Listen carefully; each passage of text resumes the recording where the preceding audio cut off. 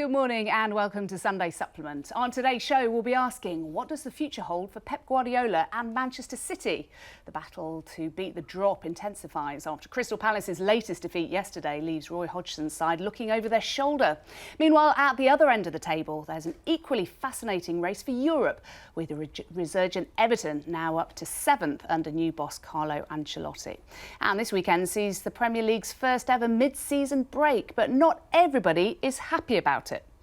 Joining us to discuss all these topics and a few more besides are Jason Burt, Chief Football Correspondent at The Telegraph, Rob Draper, Chief Football Writer at The Mail on Sunday, and Steve Bates is a Chief Football Writer at The People.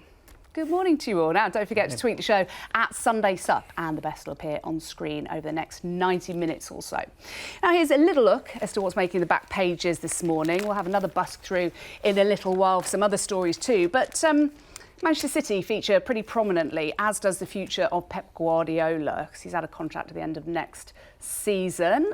Being a little bit coy about his future, I think it's fair to say. He says here in the Mirror that City will sign stars, whether I'm here or not. We paraphrase, of course, but Guardiola hints at summer spree in the Observer, still on the line for faltering City. And there's a bit here about West Ham, left staring at the drop as Brady Bunch spark anger in the stands. That's about the planned protest from West Ham and everything that's going on there. On the back of the Sun, back to Manchester City again. City will cope without me, but he fudges his question on the future. Up here, Dan King saying Grealish eyes Manchester United potentially next season. And there's quite a bit of rugby as well, but we won't be talking about that. So let's talk about the big game today, which is on Sky, of course, later on. It is Manchester City against West Ham. We'll do West Ham in a minute, Jason. But first of all, you're going to the game. Yep. Manchester City, how would you describe the situation there at the moment? I think they're a bit becalmed, to be honest. I think they're in a situation where obviously they're 22 points behind Liverpool, which is incredible, really, considering how good they've been the last few years. To fall that far behind, obviously they're in second place. They're the second best team in the Premier League. But I think there's no real jeopardy involved in their season at the moment. I think that will kick in when the Champions League starts again. So I think they've reached a situation. It's almost like a race where there's been two runners, and they've been keeping pace with this other runner all the way, and suddenly this runner's just gone and left them behind, and they've sort of looked behind them. There's nobody coming up on their rails, so they're probably thinking, well, where is our season going? And I think they've dropped off, definitely, and I think there's a precision to their football that unless they're playing at it, unless they're playing their best football, the wheels can come off quite quickly for them. So I think that's been the problem with them. A few players are under par, and I think the speculation of the future manager is quite interesting. I think he will stay. I think it's quite clever of him not to say, well, why should he commit right now? Because obviously he's going into a period right now where he needs to know what the club are going to do for him. So that's quite smart. But I think it's in his nature right now to stay and to oversee the rebuild, which in itself will be interesting because he's never really done that before. We've never seen a situation where he's gone somewhere, built a team, won everything, and then stayed and rebuilt another team. He's moved on. So he looked at City as a different project completely anyway, because when he went there, he said it's different from Bayern Munich, it's different from Barcelona. So to really see that through, I think he needs to oversee the rebuild of the team to go again and challenge Liverpool next season. I think if he leaves at the end of this season, which I don't think he will, I think it's really sad, actually. I think he needs to stay and to take on Liverpool and Jurgen Klopp next season, and let's see what he's made of then. Do you think the theory about him potentially going is simply because it's nearing the end of his contract and there's not really a huge amount of talk about him being close to signing a new one? Well, I think it's because he's not done more than 4 years at a club before, and his last year at Barcelona was very fraught. And even his relationship with Lionel Messi was beginning to break down at that stage. And it does if you have an intense relationship over 4 years and you're pushing a player. And even the really senior players at the club who we would think of as icons and legends were saying to local journalists there that it was getting very intense by the end. And the way he plays, what he demands of his players, you're asking an awful lot of them. You're going to the well again and again and again. And we saw that, I think you saw that in the documentary, how demanding he is. There's a behind-the-scenes documentary that came out last year. So I think it's inevitable that after 4 years, people are going, well, is he actually, obviously he's committed on paper for one more year, but that would be the longest he's done at a club. I would be surprised if he did beyond 5 years. If he went, if he signed a new contract, it would personally surprise me. But he may feel that Manchester is where he wants to set himself up. There's less pressure than being at Barcelona. It's clear that being in Barcelona and being in Catalan, that's a unique kind of pressure take on yourself. It's a little bit out of it there. So I think that's where it comes from. Like Jason said, we've not seen him take a club and take them on for 5 to 8 years before. Could this become a bit of a problem if we're entering the final year of his contract? We still don't know really whether he's going to sign a new one. And there's always talk about overhaul of players in the summer. We know David Silva's going after a decade, new breed coming through, the likes of Phil Foden. But if you're trying to attract new players and you're not sure whether the greatest manager that you really want to play for is still going to be there, could that be an issue? Absolutely. I was at the press conference where, you know, you've alluded to some of the headlines there about him saying top players will still sign for Man City, whether I'm there or not. Because he believes that City have reached such a level now in a global sense that they're an attraction in their own right, not just because of him. But there's no doubt about it that if Pep Guardiola is your manager, you're going to want to go there. So, and he was he chose his words carefully about, he could have said, that's not an issue, I'm going to be here. He didn't. You just said, why would he say that? Perhaps there's no reason to commit himself. But while he kind of dances around that, the issue on his future, there's going to be speculation. It's inevitable, there will be. And I'm with Rob. I can't see him staying 5 to 8 years because he's never done that before. And the intensity with which he works, and the lads have seen it himself when he's working, he puts so much into it that inevitably at some point you're going to reach a stage where you need a break. And maybe your players need a break from you because he demands so much and he operates at such a high level. And also the problem he's got is that, and we're already seeing signs of it now, they didn't replace Vincent Kompany. He's now losing David Silva. They've probably got a more or less sort of a potential replacement in Phil Foden because Foden has got huge potential. He hasn't been given yet the free rein to perhaps develop in the way that some City fans would have hoped he would have done by now. But he will get that chance, there's no doubt about that. But then maybe in a year, 18 months or so, he's going to lose Aguero. So there is going to be a kind of a churn of players. It's pretty similar in a way to the way Manchester United's kind of, you know, their famous five kind of suddenly disappeared. And United were left with a huge problem having to replace those players. And sometimes you just can't. I think where he's perhaps fallen down this season is he didn't really identify so much maybe the issue of losing Kompany, and of course you couldn't possibly bargain for the fact that Aymeric Laporte was going to be injured for most of the season, and I think that's been hugely influential in City dropping off the pace. The way City play demands that every single player in that team, particularly his fullbacks, have got to be at it 90 minutes every single game. And they've not been. Kyle Walker's not been as good, perhaps. João Cancelo, who he's bought, has not really kind of delivered, I don't think. There's a question mark over Benjamin Mendy. Zinchenko, he's in, he's out. So I think there are big issues for him to address, and it sounds like he's going to have to rebuild that team. Alex Ferguson was a master of doing it every 2 or 3 years, and he did it when they were at the top. And I think Guardiola's got to do that, but he's no real kind of experience of doing that. I don't think there's much wrong with City. I've got to say, I don't think it's like Manchester United at all. I think they're in much better shape than Manchester United were. I think two or three players need to be replaced. Yeah. I think people talking about an overhaul of the team and a spending spree. Well, they can't do that anyway. It's going to cost too much money, and the FFP is going to kick in. They can't really spend huge amounts of money. They can move players on. I think Sane, for example, will generate quite a bit of cash for them. But I think if you look at, and there are older players there, but I think there are just.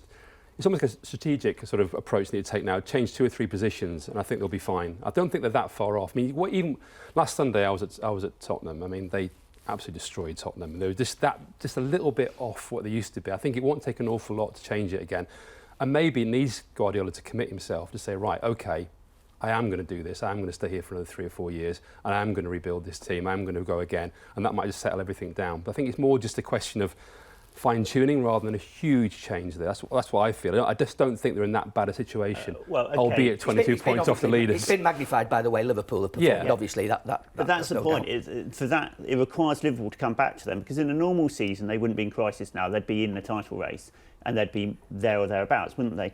But then you're assuming that next season Liverpool are going to fall away. But it's only a couple of years that Liverpool 25 points behind. Exactly. Yeah. So if Liverpool put 2 or 3 seasons together playing football like this, I think City are going to struggle to keep up with them.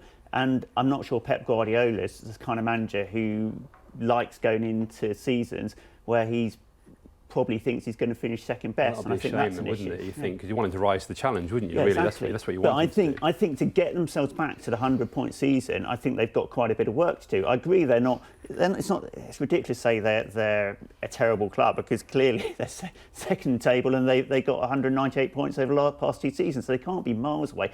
But they do have work to do to get up to Liverpool's standard, and they're not showing that they'd have to go into the market to do it, and they're constrained in the market. So it's not entirely clear how they're going to do that. If they won the Champions League though this season, then that would be an amazing step forward for them. But and I think that's the step forward they need to make. You know, they've proved they can win the Premier League. You know, they're in the Carabao Cup final again. How many League Cups have they won? 3, 4. They don't need another one of those. What they need is the Champions League. Yeah. And I think they're probably meeting a Real Madrid side who are probably in similar sort of they're not going to difficulties. They're not going to win Champions League playing like this, though, are they? Not with that defence. Yeah. Unless they step up. It may be that when the heated competition comes and they have to step up, they will, because as Jason said, it's hard to raise yourself when you know there's not a lot to play for. But playing like there's a danger playing by their standards in a mediocre fashion and then going to play Real Madrid and getting found out. Well, the Champions League will bring a fresh intensity to them, won't it? I mean, it was an interesting interview on Sky yesterday, I don't know if you saw, with Bernardo Silva. He basically gave us an insight into the dressing room, saying a month ago we were sort of 10, 15 points off them and our intensity dropped because our heads dropped and we thought, oh, it's all over. And now the gap is 22 points and he's saying we should never have let ourselves do that. No.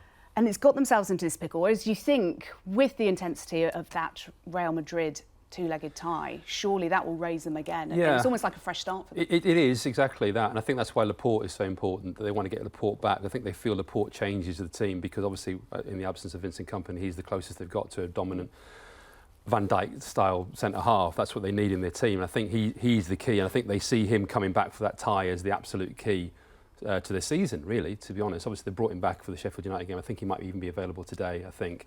But they need him to be there. But I think you're right. It's human nature to a degree to step off. As I say, it's almost like a race when somebody's like pulling away. You won't keep chasing after them the same way.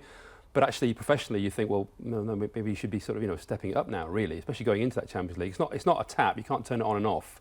I think danger is if they go into that game against Real Madrid not at it, then they'll go out. I mean, they will. And as Rob says, they're not playing well enough to win the Champions League at the moment. They can play well enough, but can they do it from now on to the end of the season? And that's the challenge for them. Midwinter break probably after today might work for them to let them reset the season and start again. But it's very difficult to sort of say, well, actually, we'll put it all in the Champions League, because you can't do that. It doesn't work like that. I've noticed that City, last couple of seasons, have had this aura of invincibility about them. You know, that people were beaten before they even went on the pitch against them. Bit like Liverpool now. Yeah, absolutely. And I sense that's waned at Manchester City now. I suspect that teams go there with a hope that they can actually get a result, not maybe beat them, but certainly get a point off them. And some teams, we have seen some teams beaten. I think Manchester United have beaten them a couple of times. Manchester United are in dire straits this season. So that aura of invincibility that City have had and that Pep Guardiola's already had, I think that's been completely taken by Liverpool and Klopp. And that next season, Phil Foden, you would expect to be one of the key players in there stepping up. I think you did a piece this week, didn't you, Jason, about he'll be a club legend in the next 10, 12 years. He's only ever completed 90 minutes in the Premier League. He's only ever played one full 90 minutes in the league, and he's nearly 20. It's interesting. I looked at all the stats about that, and the position he plays for his age, he's actually played quite a lot of football. You don't get 19-year-olds playing in that midfield role in top teams. It's usually the forward or the wide players who play more at that age. But this is the key year now. This is the year that he has to do it, because this is usually the breakthrough year when you get to 19 to 20. That's the year that you have to get into the team and you have to play regularly and you play in minutes. Look at people like De Bruyne; they didn't play very much before this age either, but he needs to do it right now. So I think that's the conversation I was having with somebody was, well, what is the plan for Phil Foden? He was very effusive about Foden. Foden will get the chance. He will be David Silva's replacement. We will play him. And that was somebody close to Guardiola saying that. So I think he's looking at him for next season saying, yes, he will get the opportunity. It may happen before then. And it's been better for him to train. That's always been the debate. Should he have gone out on loan? That's why they never send him on loan, yeah. Yeah, exactly. He's training with those players. He might have picked up a thing or two. What do you reckon? Looking at West Ham, who they faced today, clearly in a wretched position. The bottom of the Premier League form table over the last 8 games, only taking 5 points. And now the run of matches they've got coming up, my goodness, Man City away today. Then they've got a 15-day break. Liverpool away, that's live on Sky. Southampton home, Arsenal away, Wolves home, Spurs away, and Chelsea home. How many points are they going to get out of that lot? 3, if they're lucky. You know, I mean, on current form, you'd say, you know, maybe they pick up 1 win, or maybe they pick up a point here and there. There's no doubt they're going to go into March, April in the scrap, and they're going to have to win 3 or 4 games out of the last, you know, sort of 7 or 8, aren't they? And that's kind of what they did under David Moyes last time. It's just he had a month extra to work with them last time. You know, clearly with that run coming up, they look like they're going to be in a lot of trouble, and they're not going to be out of it anytime soon. That's what they've got to set their minds to. It's not like they're going to suddenly get a run in the next month and it's going to ease off a bit. They're going to be right up to the wire, right up to the end of the season. And yeah, I mean, it's David Moyes was. I know some of the fans were not enthused by the David Moyes appointment, and you know, I can understand in one respect why, but David Moyes is a solid appointment. That's why he's been brought there, isn't it? To do the solid things he did last time that ought to get them out of that. But it is very, very tight in that area, and there's zero guarantee that they do get out of that. I mean, I don't think you can say confidently, yeah, I think they'll be fine. I mean, it looks pretty difficult for them, and we know the consequences of going down for any club, but particularly a club like West Ham that are in that stadium that they need to, you know, need for financial terms, but you know, for atmosphere terms, it needs to be pretty full. It's going to feel very, very soulless if they're in a championship in that stadium. David Moyes has talked about the flaky DNA of the club. Do you know what he means by that? Yeah, I do. I mean, it's hard to know what West Ham's DNA is these days. I think they're a club that have lost their identity completely. Obviously, you can't separate the fact that they've moved into the London Stadium from that kind of statement. But you know, clearly there's a disconnect between the fans and the board and the club owners, which is a perpetual problem, and it doesn't seem to show any signs of healing.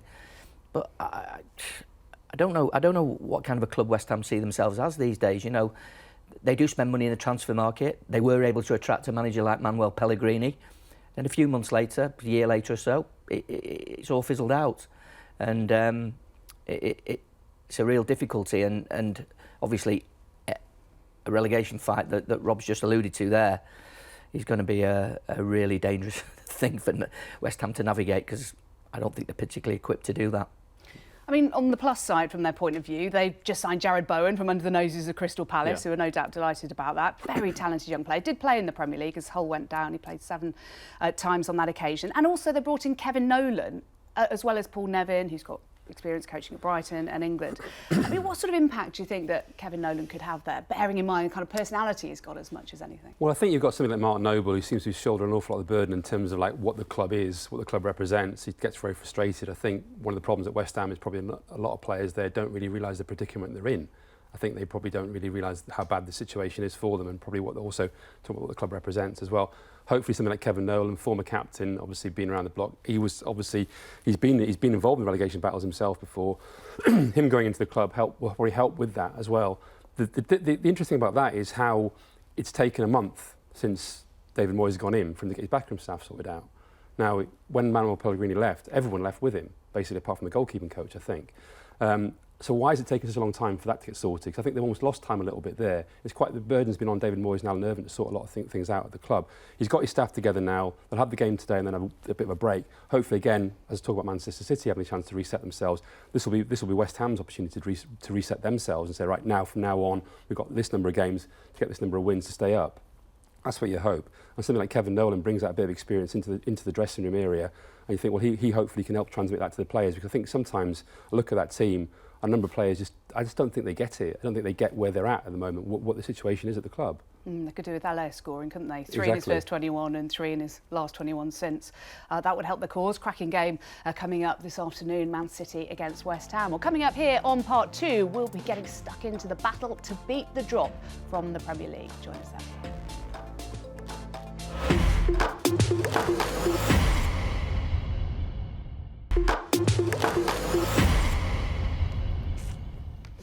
Hello, welcome back to Sunday Supplement. Steve Bates here was at Goodison Park yesterday for the 3-1 victory for Everton over Crystal Palace. It was their 3rd defeat in a row there for Palace. I think it's not looking too great for them. They didn't sign the players that Roy Hodgson clearly wanted to in the transfer window. And they're one of the teams now looking over the shoulder in terms of the Premier League table. They're now 6 points above the relegation zone, having played a game more.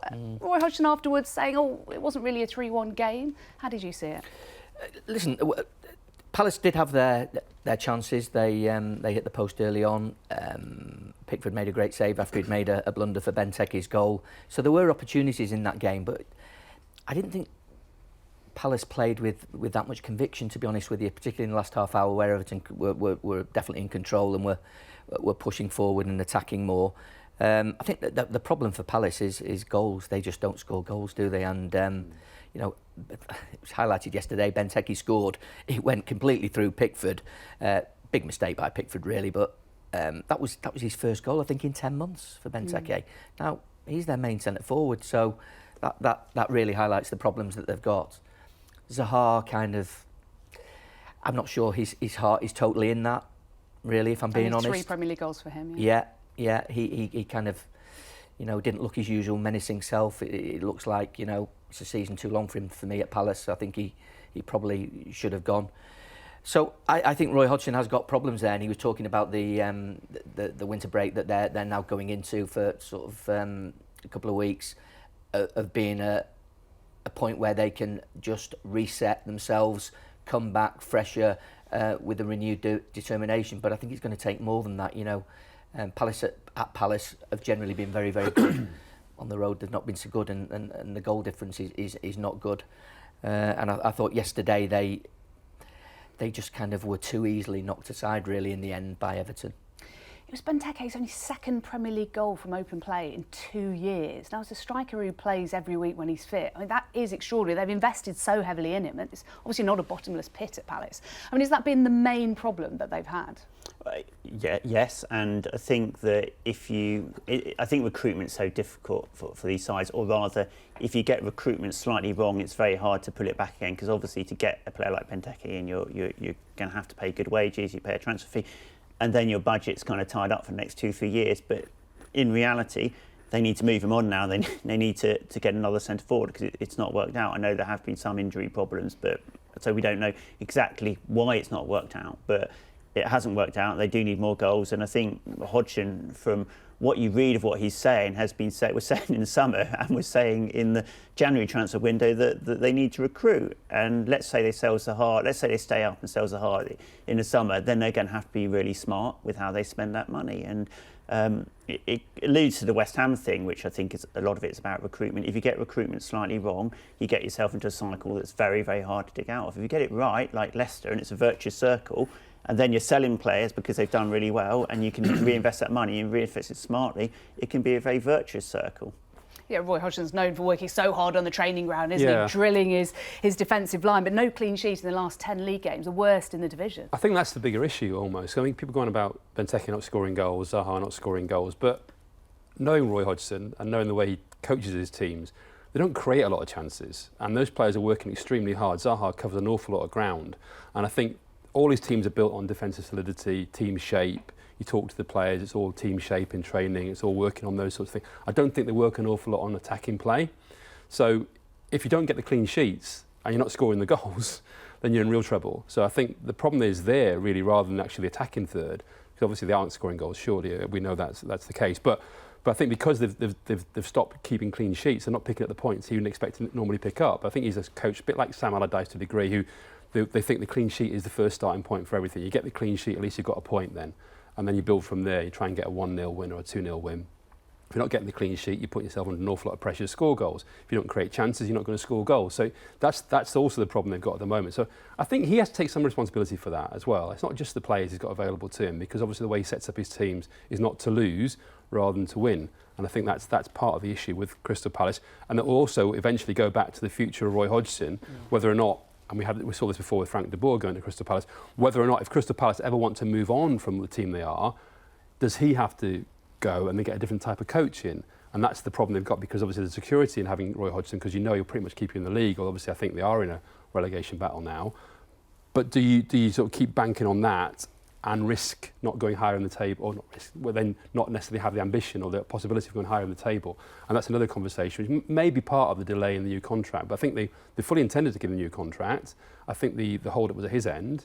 So it's interesting what happens from now to the end of the season with his future as well. Well, Zaha's made it clear that he wants to go. He handed in that transfer request on the day before the deadline. But they obviously need to bring in, say, 3 or 4 players with that money if he was to go. But which order do they do it in? Well, and it depends, as Jason says, it depends what coach you've got there, doesn't it? Because if you've got Roy Hodgson's coach, you're going to recruit a certain type of player, and you've got a more expansive type of coach. And I think Palace are at the stage that a lot of Premier League clubs gets to, and it becomes an existential question as to what are we actually here for? Because actually, often in the owner's mind, and understandably so, it's like, well, we just have to exist and stay in the Premier League because that's what generates money for the future and gives solidity to the club. But Stoke were here under Tony Pulis, weren't they? And we've seen lots of examples of like, well, after 4, 5, 6, however many seasons, you start to think, well, couldn't we play? Couldn't we be a bit more expansive? Couldn't we play better football? The answer often is no, because if you try to, then you get yourself in trouble, and it's too risky. And that's a difficult question to have to take. They thought they were doing something with De Boer, and we're going to do something really interesting and sexy here, and it went horribly wrong. So I think they're probably now really cautious about doing anything too risky. But that in itself is a danger, because once you settle for safety in the Premier League, there are other clubs now. There's almost a kind of a sort of mindset amongst some of the other clubs. I'm thinking of Wolves, Sheffield United, who are very progressive, who aren't going to settle for just staying in the division. And I think teams like Palace will get caught in that trap, and then you're in real big trouble if the club mentality is just to survive. Yeah, don't forget where and I know other clubs have, but Crystal Palace really until the 70s didn't have any great history of being a top club, and even then it's been very up and down. So there's a sense of saying that I think when you speak to Palace fans, it's not obviously they want more, and I'm sure they want to see their clubs push on, and obviously they win cup finals and such like in the 80s and 90s, but that they have come from quite a lowly position to be where they are now. That doesn't mean they shouldn't keep advancing, but they're not. They don't have the history of, say, a West Ham, who have won European trophies and were obviously were a top club in the 60s and such like. The fans do have a tradition of being really, really noisy at home, don't they? And kind of wanting to enjoy their football, and a lot of them are complaining at the moment that they are behind Roy, aren't they? But they just want to enjoy their football a little bit more, particularly at home. The lowest goal scorers as well. But moving on to Bournemouth, well, they've picked up a bit. We could be a little bit more positive. They were 7th early in November, then they plummeted with 10 defeats in 12, all the way down to second bottom, and then a couple of massive wins against Brighton and Aston Villa. 2 points and a couple of places above the relegation zone. What do you think has happened there in terms of turning it around? We would discuss this in the break. I have faith in Eddie Howe. I think he will turn it around. I think he is impressive. I think he's got that club under his control, and a stable club that knows roughly what they're doing. Often they normally get themselves out of it. Now, the counterpoint to that would be to say, well, maybe he's been there too long, maybe the methods are wearing off, etc., etc. I don't believe that is the case at the moment. But I do think Eddie Howe, at the end of this season, I hope he steps back and assesses, because I think he takes on a huge burden there. When you talk to him, when you go down, you sense it, like he's running. He's got his fingers in every little bit of the pie, and his kids are even in one of his children are in the youth team, so he's often watching them as well. I think as a parent, not to interfere, but there's a sense that he is the club and everything, and I think it's becoming too much. And I think the burden and the stress of carrying that, he probably needs to delegate out a bit more. And he probably needs to let go a bit, and then I think he'll be a better coach. But I think the solidity and the consistency, and they know how to play. They know what the message is. They know exactly what their tactics are.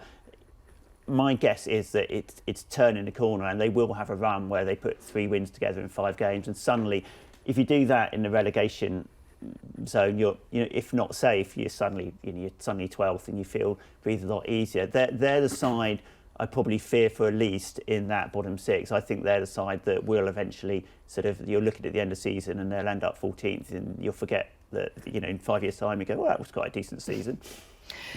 Yeah, well, they're at Sheffield United stay, aren't they? They've got Liverpool and Chelsea after that, which is nice. I don't quite agree with 100% with that. I do agree with Eddie Howe's what he's done at Bournemouth, and obviously the the work he's done there. But I think they are in trouble. I think they've had a couple of good wins, but I think that could easily turn again. And as you say, look at the fixtures they've got coming up. They could easily lose the next 3 games, couldn't they? And then they're back in it again. And I think whether or not it's taken quite a lot of effort to win those last 2 games, can they then go again to sustain that? And I think today's game is very, very important. They don't lose. I think if they lose today, I think people will start thinking, oh no, they're back in it again. I think that's the real danger there. And he absolutely has to cede some of the control at Bournemouth. He's got far too much in his plate. You can't have one guy running a Premier League club, which effectively is what he's doing in the modern age. It's just too much. It's far too much. And that's his choice. He's decided to create that sort of environment at Bournemouth. I think that's partly why, to be honest with you, people keep saying, why doesn't he get another job? Why don't he go somewhere else? I think a lot of clubs have probably looked at him and thought, we don't want that sort of manager. We don't want somebody, we want the coach, but we don't want that manager. We don't want that guy who wants so much control that he has to have his finger in every single pie at the club, because that's not the way we run ourselves nowadays. It seems like he doesn't know any other way, though. He thinks if something's wrong, well, he's going to work even harder. And he said in an interview a couple of weeks ago after another defeat, he said, I couldn't be doing any more. I can't work any harder. Yeah. It's his spiritual home, though, isn't it? But who tells him that? Who tells him he needs to do less? Exactly. I mean, well, it's his spiritual home, isn't it? He tried. He had a spell at Burnley, didn't he? It didn't work out. Partly family reasons in there as well. Yeah. But you suspect that him and Bournemouth are kind of so intrinsically linked that you sometimes couldn't see him anywhere else, really. And I think the danger for Bournemouth is that they're such a small club with small resources that, you know. Not sure about the small resources. Well, they do pay big wages. They pay big money. And, they average 10,500 at home. That's half Burnley above them. Exactly. So somebody's got to bankroll that, and you do suspect that if they did slip into danger and did go down, that would be catastrophic for them. They have to stay in the league. And just looking at those next 3 fixtures, I can't see them getting anything at Sheffield United today. I think Chris Wilder's got Sheffield United going so well, particularly at Bramall Lane. I think they will win that today, and then they've got, was it Chelsea and Liverpool? That they could easily be dragged down, and those 2 results that they've had against teams around them, Villa and Brighton, were good wins, but it's going to take more than that, I think. What about Watford? They're second from bottom, got a point, of course. Unfortunate with that own goal from Mariappa yesterday at Brighton and 1-1 draw, late equaliser. But 1 point from safety, 2 places from safety where Aston Villa are, but they've played a game more now. You did an interview with Ismail Assar in the week. Yeah, who didn't play. I thought he was going to be back. I thought he was going to be back from injury, but he obviously didn't make it in time. I think they've been unlucky actually this season. I mean, if you even look at the last 3 games, they could have had 9 points and they got 1. I look at that team, you think they shouldn't be in relegation trouble. They're far too good. They've got too many good players. You know, too many players who are definite Premier League players. You know, they shouldn't really be in the situation they're in. Obviously, they made mistakes with the managers. The whole Javi Garcia episode was really weird in the end, because obviously they thought they stumbled across somebody who could stay there for a while, and then it turned so sour so quickly. Bringing back Quique Flores was a mistake, clearly. I think with Nigel Pearson, they've gone in a different direction for once. You know, it's been a while since they've employed a British manager, a manager of something like Nigel Pearson's experience, and it's worked for them so far. I think they'll be okay. I think the argument against them being okay is they've worked so hard just to get into contention to be okay. Is that it? But I think they've got enough games left, and they've got enough players there I think if Troy Deeney stays fit, that's the key. Deeney has to stay fit, because they lose something, not just in terms of what he is as a player, but the personality if he's not in the team. I think if he stays fit, I think they've got enough to get out of it. But they'll probably look back at the last 3 games and thinking, how have we only got 1 point? How have we only got 1 point? They could have had 9. Probably should have had 9. Yeah, they had that run of 4 wins in 6, didn't they? 6 unbeaten, and then they lost the last 2 against Villa, where they took the lead, of course. At home to Everton, they were 2-0 up, and then against 10 men ultimately. And they'll be absolutely kicking themselves again yesterday. But do you think they'll have enough to stay up rock? Well, to be fair, Nigel Pearson said when they're having when he had the great run to start with, he said there's going to be ups and downs. It's not going to be like this, you know. And you know that in a relegation race, and obviously he's got the experience of several, sort of taking teams out of this position several times. So I think he's mentally prepared the players really well. That even the Everton game, of course, it affects you, but he would have made sure that doesn't leave them on the floor. I still think. I take your point about they've put a lot of energy into getting to this point, so maybe it'll run out, but I think momentum's key, and I still think the players will feel that despite those setbacks, that the momentum is still forwards, and that's the key for a relegation battle. You've got to feel like you're going forwards. The minute you feel like you're sinking, that's when players lose it, and it's very hard to scrabble back from. So yeah, I do think they'll be all right, but I'm dangerous saying everyone will be all right, and then you could ask me to pick someone who's actually going to go down. Yeah. I tell you what, it'd be great for your Twitter mentions if you just say everyone's staying up. Then you'll get any abuse from anybody. Is nobody wants to give Norwich any hope? 7 points from safety. That's at the the one I moment. think haven't got much hope. No, I can't see them. Might live to regret saying that. I thought your Twitter mentions were going to be too positive, so I thought I'd just let you get the Norwich fans out you there. But we haven't mentioned Villa either; they're a point above it. But I'm a bit worried about Brighton as well. I look at that and go, I really hope they don't, because I like the club and I like Graham Potter and like the things he's trying to do there. But and I think he was very, very impressive at Swansea. But this is a different kind of battle, and you can slip into it without even realising at this stage of the season. OK, I think we've just about covered everybody. Almost up to Arsenal intense. No, we'll leave them out of it. Oh dear, what was started there. Coming up in part 3, we will look at the intriguing race for Europe and a particular focus on a revitalised Everton. See you in a second.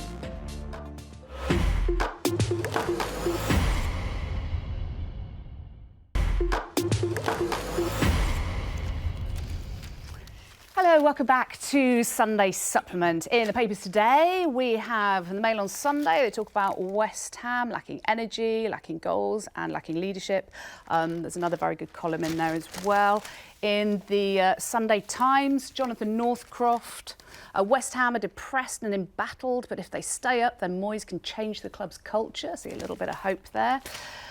Very good piece with Katie Wyatt in The Telegraph, doing a piece on top England midfielder Izzy Christensen and why she struggled with the Galacticos of Lyon and why she's moved back to Everton. Everton playing at Goodison today in the Merseyside derby against Liverpool. That should be very tasty there.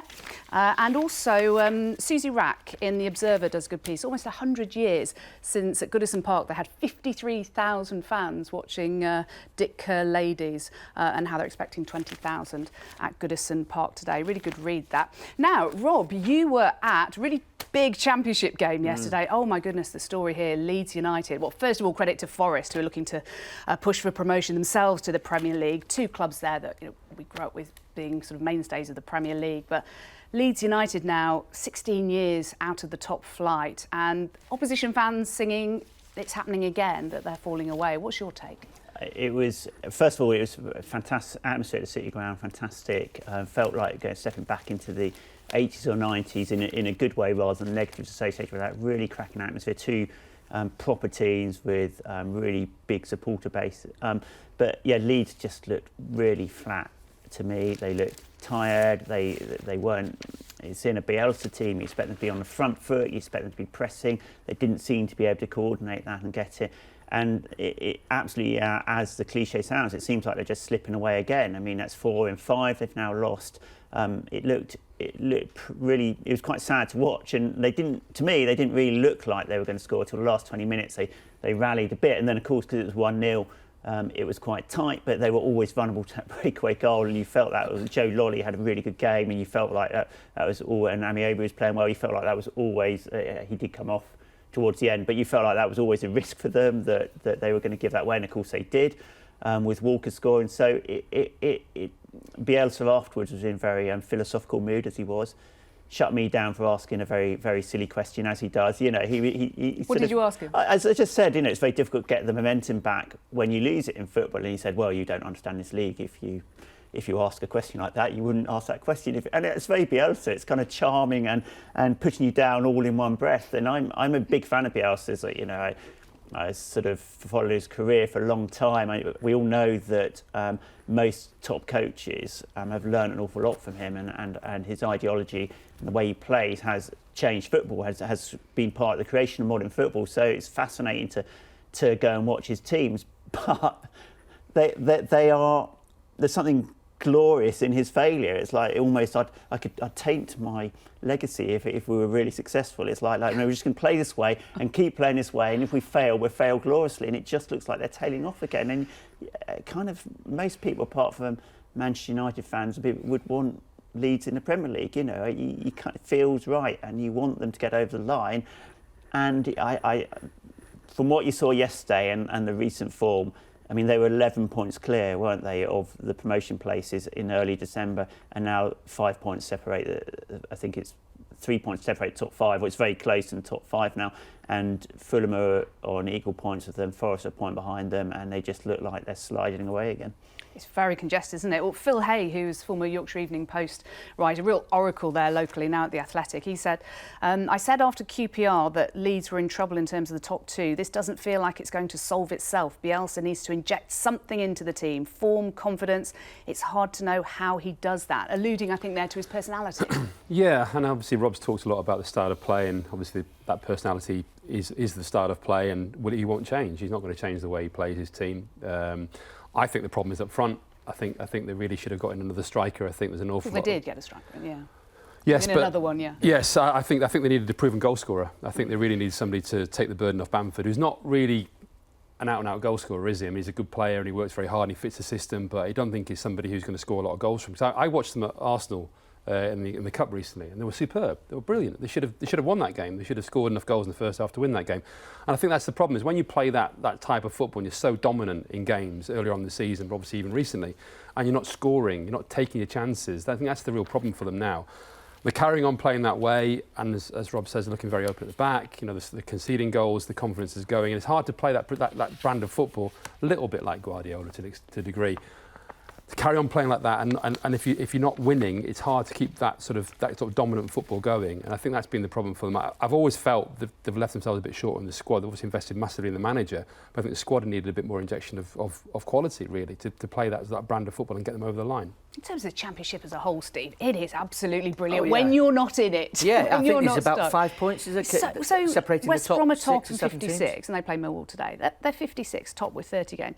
You go all the way down to, Derby won yesterday. They're 13th with 43, so that's 13 points separating them. The top 13. I know it's a crazy division. It's quite brutal at times as well, because Leeds as a footballing team are probably head and shoulders above most of the teams in that division, if not all of them. And I agree with Jason. I saw them at Arsenal. I was kind of wowed by their competence on the ball, their ability to play in tight spaces and be brave and courageous with the football, especially against a team like Arsenal.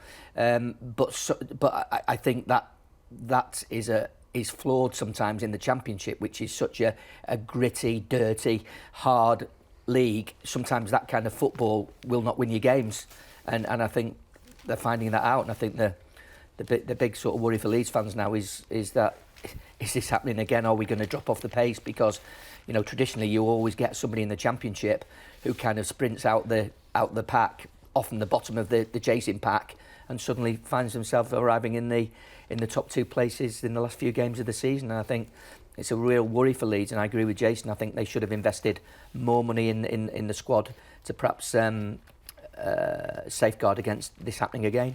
Yeah, you were talking about them being 11 points clear. I remember Wolverhampton Wanderers were 11 points clear of 3rd place in March 2002, and they somehow managed to drop away after a Kevin Muscat elbow against Grimsby, and their confidence went all the way down, and they lost to Norwich in the playoff semi-final. So confidence at that stage of the season can be massive. Now, Steve, because we did bill that we were actually going to talk about the race for the Champions League places here, but this was your piece today in The People on King Carlo. You're calling him that already, blimey.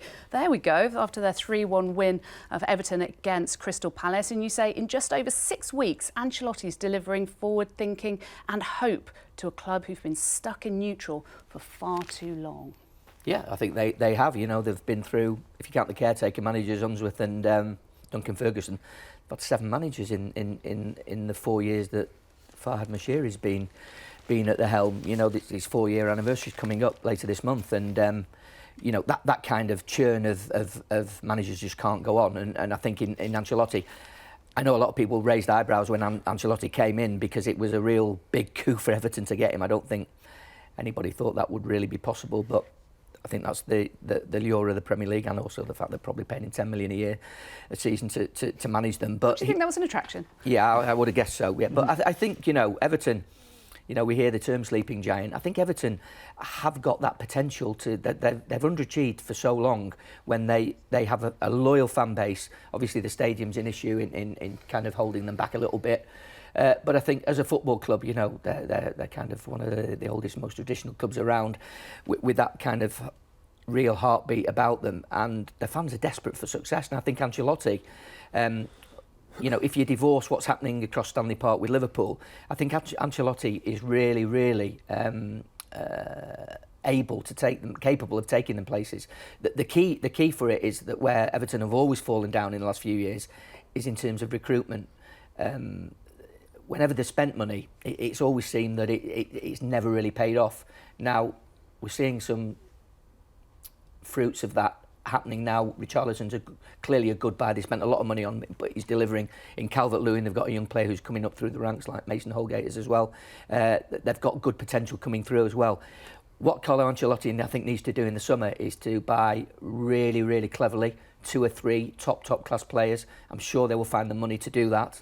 And I think if they could get 2 or 3 additions, I'm absolutely convinced that Everton can become a team that will challenge again for the top 4. I'm not saying they're going to make the top 4, but they can challenge again genuinely to be for that top four Champions League place. You say maybe don't buy several number 10s in one window. Is that what you're trying to say? Absolutely. Might be an idea. Yeah, then there needs to be some proper clear thinking about what's actually needed there, and I think Ancelotti would be able to do that. I mean, the turnaround since Marco Silva was sacked.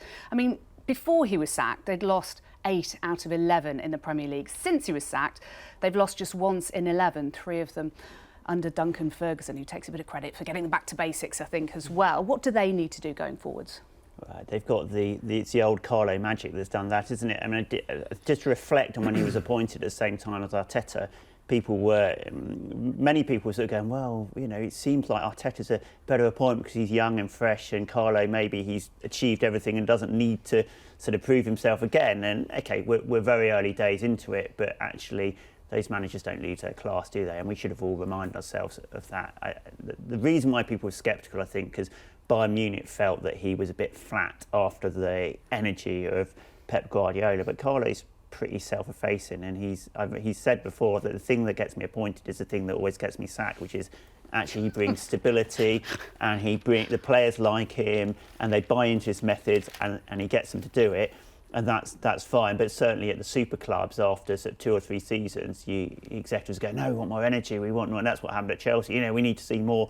You know, more energy and more, you know, sort of drive, and that's not Carlo. He does what he does, and he's a world-class manager. So it's no surprise he's got them set up tactically really well, and that they're in shape, and that they're winning games, and some of the potential that squad have is now sort of coming out. The point is, we're back to recruitment. If you don't get that right, and Everton haven't got it right in the past 3 seasons, then you'll struggle, and Carlo won't be there for long if they don't sign well, and if he hasn't got a chance to push into the top 6. I don't think it's a place where he's going to stay if you know, and I don't think they would perhaps want him to stay if they're just going to paddle around mid-table. So it's really all about that, and Marcel Brands, the director of football, and how's that relationship going to work out, and who are they going for in the summer. And with, you know, if you can make 2 or 3 decent signings, and you've got 2 or 3 good kids coming through, then Ancelotti will make a difference to you, and you're not going to get into trouble with him. It's whether you can push into 5th, 4th, isn't it? And the theory that Ancelotti's a little bit sort of flat and dour. He wasn't so when Sidibe didn't have a sock when he was supposed to be coming off the bench, wasn't he? He had to run back down the tunnel and get one. He was gesticulating. He's not flat, and he's really charming, and he's. But I mean, just the executives think that you're not on the players enough, you're not bullying them enough. As a person, he's really charming and really good company, and very funny and very amusing. But sometimes club executives don't like that. I think it's a good challenge for Ancelotti. Actually, I think this is a really a good challenge for him, because I remember talking to him when he was at Chelsea 10 years ago, and people had this misconception that he wanted to spend money, and he's not a manager necessarily who wants to spend money. At Milan even, he didn't necessarily want to spend money. Went to Chelsea, and his idea at Chelsea was to bring the kids through. That's what he wanted to do, him and Frank Arneson. And obviously they tried to do that, it didn't work. Well, they finished second, and he got sacked. So it scarred him a little bit. I think going to Everton's a different challenge, and the challenge that he needs right now in his career. A club, not necessarily a super club like Bayern Munich or Paris Saint-Germain or Real Madrid, but a club where he can create something himself. He can actually go in there and actually say, right, okay, I will create better players out of Calvert-Lewin and Richarlison, Holgate. He will do that. These players will develop under him. And you imagine if you're Calvert-Lewin and you're being coached by the guy who coached Ronaldo, the guy who can say, I told Ibrahimovic to do this. And you're sitting there thinking, wow, okay, fine. And then this guy's standing there on the touchline. And you're thinking, right, okay. And suddenly you must feel a foot taller anyway. So that's going to have a big effect on those young players. I actually think they shouldn't go out and spend loads of money. I actually think they should get some of the players out, definitely. Absolutely, there are players there who have to go. They have to keep revolving that squad. The key for them is holding on to these young players and developing these young players and giving them that chance to become the team that they can be. Because I think Everton and Everton fans have seen this. I've spent an awful lot of money, wasted an awful lot of money. Okay, they might not do that under Ancelotti, but maybe they should think about going in a slightly different direction for a couple of years, where he can develop a team and develop these young players and bring them through and see where that leaves him. Because I think he'd enjoy that. I don't think he needs the pressure of saying we'll spend £100 million on this and do that. That's what I think should happen at Everton with him, because I think this is the point of his career now where this is a great challenge for him and a real opportunity for him to show what he is as a coach. Because people talk about him being this Bain guy, and obviously, but I think he's a better coach than that as well. I think he is in terms of organising a team tactically. He hasn't got the intensity of Pep Guardiola. I've watched his training sessions at Bayern Munich, and they're very different from Guardiola's.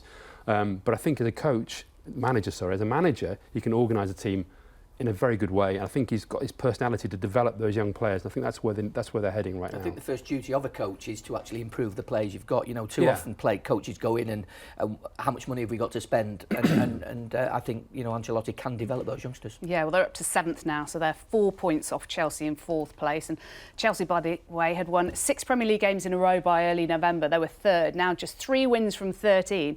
They're still 4th somehow, but the chasing pack are chasing. Now, in part 4, we'll be discussing the Premier League's first ever mid-season winter break. Wasn't a great idea? Join us then.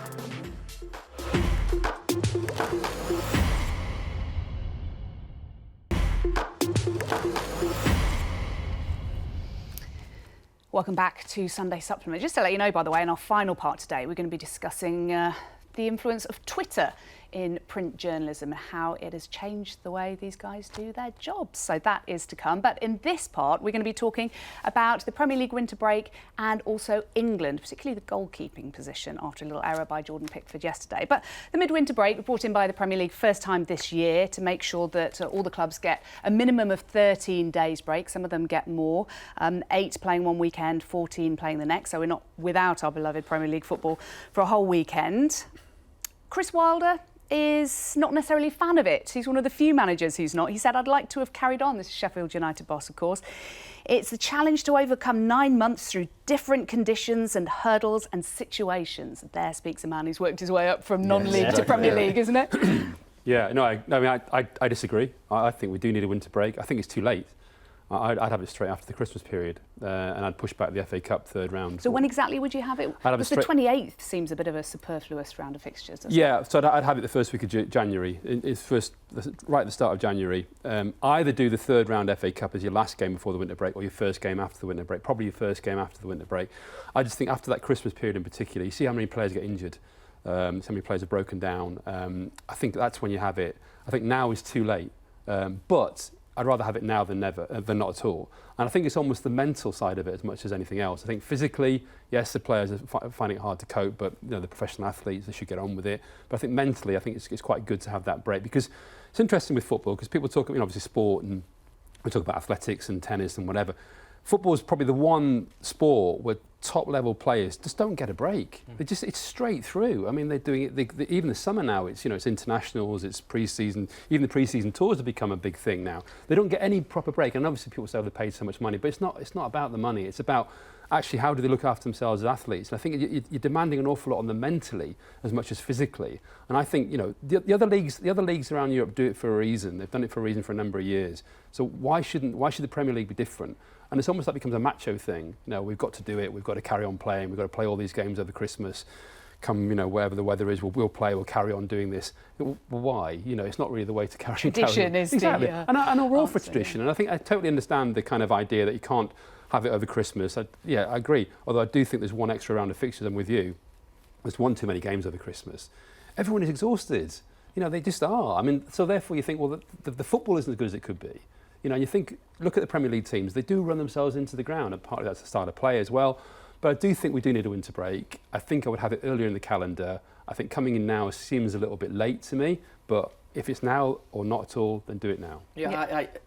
I agree that a winter break is good. I think there was a fear that maybe some of the top clubs, the bigger clubs who've got a global brand to kind of service, if you like, would be playing exhibition games or going to various places. That's not happened. That's really good. I think everybody recognises that the players have to be given a break because you can't keep flogging them. It's just ridiculous. Although people might point to last season when we don't have a winter break yet. Liverpool and Tottenham get to the Champions League final.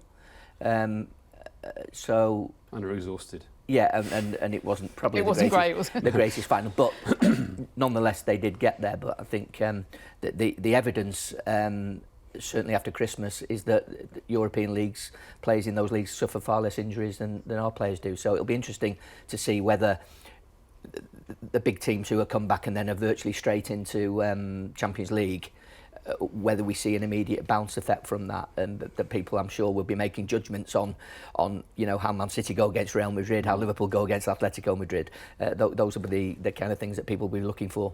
Bet Gareth Southgate wouldn't have minded a winter break before Kane and Rashford got injured. Well, I think that the irony of the intense Christmas period we had was actually, it's not every season we've had that many fixtures squeezed in over Christmas, and you can drop around normally then, which they absolutely should do. I think it's ridiculous the amount we play. I'm not saying I like Christmas football, but you don't have to play every 2 to 3 days over Christmas, over a 2-week period. The irony is we squeezed in so many games to make space for a winter break, and in trying to Rashford and Kane get injured in that period. So that's worked out well, hasn't it? I mean, they should play more Premier League games at the start of the season. Yeah, exactly. There are too few games before all those international breaks to kick in before the first half of the season. What, 2 or 3 international breaks? They only play sometimes 5 or 6 Premier League games, and it's like, well, there should be more games at the start of the season because that's when the players are ready for it. They got the balance. They got the balance wrong, and trying to squeeze all the games to Christmas is madness. I'd go for the break slightly earlier, but I agree that I'd rather have it than not. I can see what's going to happen in the summer, though. England will get knocked out in the quarterfinals, and someone's going to say, "Oh well, we didn't have a winter break when we got to the semi-final." So what?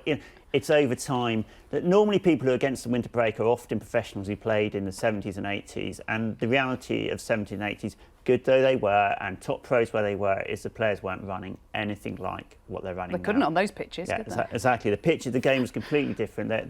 They train like Olympic athletes now. They didn't train like Olympic athletes back in the 70s and 80s. There's much more demands on them. You can't keep running at that pace. You can't play the pressing football that modern football demands and not break down eventually. And Kane and Rashford had. Let's hope they are better. So the argument for Chris Wilder is that if you carry on playing, carry on training, carry on working, you stay robust. Your body stays in a more robust state. But the biggest argument for the winter break isn't a physical one, actually. Although the power of the players does drop in the second half of the season, it's a mental one. It is the mental one. It's like giving them some time away from football for a few days just to sort of recharge the batteries and mentally give themselves a break, because the mental side of the game is people are talking about more and more, aren't they? But it is a part of the game that really has to be addressed properly, and I think it's that side of it that people think, actually, I'm talking to Sports Medical Science about it. I was talking to a fitness coach last week about it, and he said, no, we can carry on playing football, it's not a problem, the players are fine, but mentally they need a break. They have to have this break now. Give them a break to go again for the second half of the season. And actually look forward to it. They can look forward to games exactly, again. Exactly. And also, I mean, it's a minor thing perhaps to some people, but if they can sort of improve their home life as well by spending a little bit of time with the family, which they don't get to do over Christmas, then perhaps look forward to getting out of the house again. Chris Wilder's obviously got his own agenda. They're going really well, aren't they? And he doesn't want anything. And he's also not got any European football. So I can understand where Chris is coming from on that. He doesn't want that bubble to burst. Yeah, it's an advantage for him, isn't it, the way he's got his players playing. But I mean, the other situation is the fact that we have 20 teams in the Premier League. I mean, Germany take a 4-week winter break, but they only have 18. And it comes back to Turkey's voting for Christmas, doesn't it? That the chairman here just don't want to vote in an 18-team league. But we did get them to that point. I mean, it took about 3-4 years of careful cajoling, so we've got to that point. I'd hate to think that we now are going to regress again. I think we are in the right place now. We've got to hone exactly where it comes. I agree that it makes sense to dovetail it with FA Cup rounds, but you might have to lose obviously third round replays would then be an issue if it came immediately after the then third round. We've had two-legged semi-final of the Carabao Cup straight away. You lose that because that's easy for us to say here though. But sitting around the table of the Football League, that's only the Football League, though, isn't it? Everyone else would exactly, go for it. It's the Football League are protected because they're saying we want a two-legged fixture with Man United and playing Man City because that's lovely for us. But we've had an FA Cup replay, at the start of the winter break, and Liverpool have obviously played their under-23s because of that, and it still doesn't seem, although Rob say, we've got there finally, have we really, when the FA and the Premier League are still... Well, we've got something. We've got something which is a start. Now I hope we can build on it and make it so it's actually probably more like a 2-week break. You can stagger it like this, but every player gets a 2-week break, and something's going to happen with the League Cup semi-finals and replays. All the stakeholders of the game want to keep hold of what they've got, don't they? Exactly. It's all they all want to self-interest, keep hold of what they've got. The Carabao Cup, FA Cup want the replay still, and it's a slightly different subject. But on the FA Cup, you just say this about replays and about all the money going to lower league teams. If a lower league team needs FA Cup replays to pay for stuff, then football's wrong. It should not be about replays. You can't bank on getting a replay, and you can't look at replays as a payday.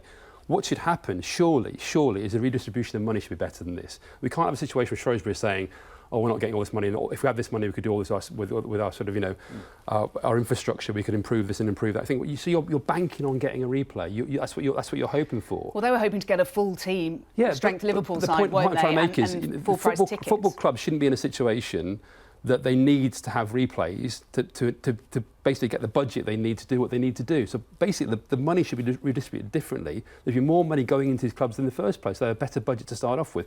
And obviously a big part of that, I really think this is quite a big thing, is the prize money should be greater, far, far greater. And they should be rewarded just for being in that round, not for trying to get a replay. I think it's all wrong that you kind of have a situation where they need the replay to pay for stuff for the next 10 years. Or the game being on TV to get the extra Which is revenue. again what Shrewsbury wanted, wasn't it? Just briefly, because we're running out of time in this part, should Gareth Southgate be concerned by his positions, generally speaking, perhaps in defence, but a goalkeeping position after Pickford's mistake yesterday, or is that no big deal and it just happens because he did redeem himself? No, it's a big deal and it was a big mistake, but I really like Jordan Pickford, and I know he's always going to have an error in him, and that might cost England at some point.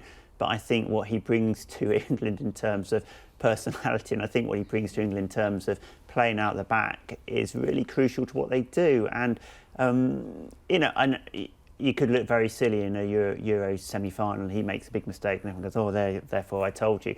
But I think it will take a lot for Gareth to get rid of Jordan, and I quite like the sense of him being there. It would be, of course, it would be nicer if we had Alisson. But we haven't. We're not Brazil, so I don't think there's actually another goalkeeper, is there, that's at maybe round Dean Pickford's level Henderson at of the Sheffield moment. United, apart from that one mistake against Liverpool in September. As well, isn't he? And Heaton's injured. I think Pickford, there is a mistake in him. There's been a couple of instances this season. I think Newcastle, maybe one of the early goals in the 5-2 against Liverpool, where maybe he was at fault. But I think overall, generally, you would stick with him most definitely. Yeah, you get the sense from Gareth Southgate, he's very loyal to his number one. He's a really popular player amongst the squad. He's bonkers, isn't he? Yeah. In the nicest possible way. He's a big personality, isn't he? Imagine that, a goalkeeper, having a personality. In our final part, we're going to be discussing how social media has changed the way print journalism works. Stay with us for that. It should be really interesting.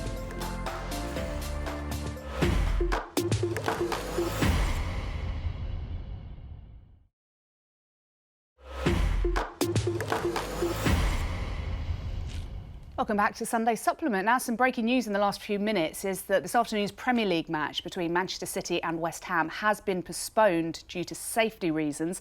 A statement from Man City reads, due to extreme and escalating weather conditions and in the interests of supporter and staff safety, today's match has been postponed. This decision's been made by Manchester City's safety officer following consultation with club stakeholders and officials at West Ham United. So any West Ham fans travelling to Manchester today need to turn around and go back. And we hope everybody is safe today. So there'll be one championship match on Sky Sports today. That is Millwall against West Brom. And that programme starts at 1 o'clock. Thank you, Jason, for your statement there. Breaking news live on air. Brilliant. Now, so in our final part of the show, we do like to talk about what goes on behind the scenes in journalism. And today we're going to talk about social media, because Twitter, frankly, has changed the way a lot of you guys in the print media do your work. So, Steve, are you a fan of putting your work out there on Twitter and conversing? Yeah, you have to. Yeah, I'm not a fan of the abuse you sometimes get. Are you not? But we all get that, don't we? And I think if you're on Twitter, you've got to accept that. The thing is, everybody's got an opinion now, haven't they? And everybody's got a platform for that opinion, especially with Twitter, Facebook. So you've got to accept that. And also, the whole digital age of journalism moving from more from print into sort of digital has meant that news is more instant now. And as a Sunday journalist, I've been most of my career been brought up on the fact that sometimes you might get a story on a Tuesday and you have to hold that story until you publish on a Saturday night. It's virtually impossible to do that nowadays. You can't sit on anything. Even for 24 hours, you'd be taking a real risk, because stories are so difficult to come by now in sports journalism, as the guys would probably agree. When you do get something, it really has to go out there straight away, and putting it on Twitter immediately is reaching your audience quicker, a bigger audience faster than you would by waiting for the print edition. But that doesn't help you, though, if you're still a Sunday journalist. So what do you do in terms of getting different types of stories? Listen, you interviews. It's pointless, really, trying to ferret for a story on a Tuesday these days, because inevitably it'll be gone by sort of Wednesday morning. So you have to work a different way, really, and news stories are so hard to get these days anyway. It is a changing landscape, and you have to do more features, but you still have to invest in contacts in our game, and as these boys will tell you, because we were brought up that way. Your success is basically based on your contacts. I mean, there's online journalism, which is not quite the same as Twitter itself, although of course they're both related. But how have you found that social media has changed the way you work? I think it's definitely changed the nature of what we have to do as newspapers, because breaking news is what it is. It's happening all the time, isn't it? All around you on social media. That's where most people consume it. So it's as much about if newspapers give up on breaking news, then we're finished. So it's not like we can now leave that to other sources. We still have to do that and be really strong in that. But it's as much about the comment you're getting on that, and hopefully the depth of insight. And I think actually reads have got longer over the last 10 years. Like, you get much more space to explain things, because people are looking for more depth and more content than just a bite-sized. It's the difference between having a sort of burger and a proper meal, isn't it? It's like Twitter is like constantly sort of refreshing, but it can leave you unsatisfied, because like you're just being stimulated all the time, but no actual analysis. And my bigger philosophical argument for the next 10 years going ahead is actually social media is so destructive that in some respects, in the news that you consume, is so easy to manipulate that actually I think there's a bigger role for newspapers in explaining and going more in depth, because you can't pick up the depth of analysis that anyone who wants to think about the game, or in other areas think about politics, needs in one tweet, unless someone's very erudite and can do a long thread. Though sometimes on social media, in a thread, you can explain quite a complex idea in a simplistic readable way. But normally, it's very reactive, and I would be, and I think our executives are investing in that model and saying actually, social media is always going to be around, but there is a need for more in-depth and more analysis. It's just a gateway to that. Yes. To that sort of more in-depth coverage, really. People need it explaining to them. Yeah, but I think a lot of people do these days only want a bite-sized piece of information.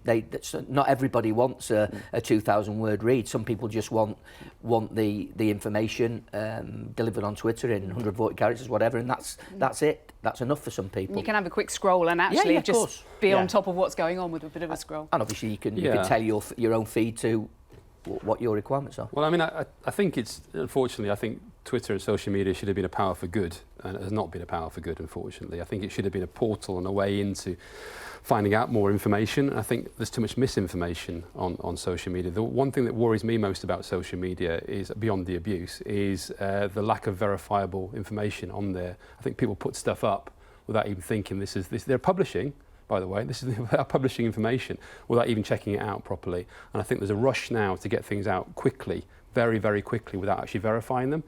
And I'm old school in that way. I think you get information and you check it out and then you publish it. Whereas I think now there's a rush to get stuff out there very, very quickly, be the first and often be wrong. And we saw there was an interesting story a couple of weeks ago where there was a young kid being driven to the Manchester United training ground, and it was all over social media that it was a particular player signing for Manchester United. Well, it wasn't. It was somebody completely different. It's not a damaging story, but it was wrong. And I think journalistically, you can't do that. You've got to check things out before you publish them. And I think that's people don't understand that is actually a very key part of our job. Yes. We'll be back next week at 10 o'clock in the morning, as usual. Bye for now. Sky Sports. Feel it all.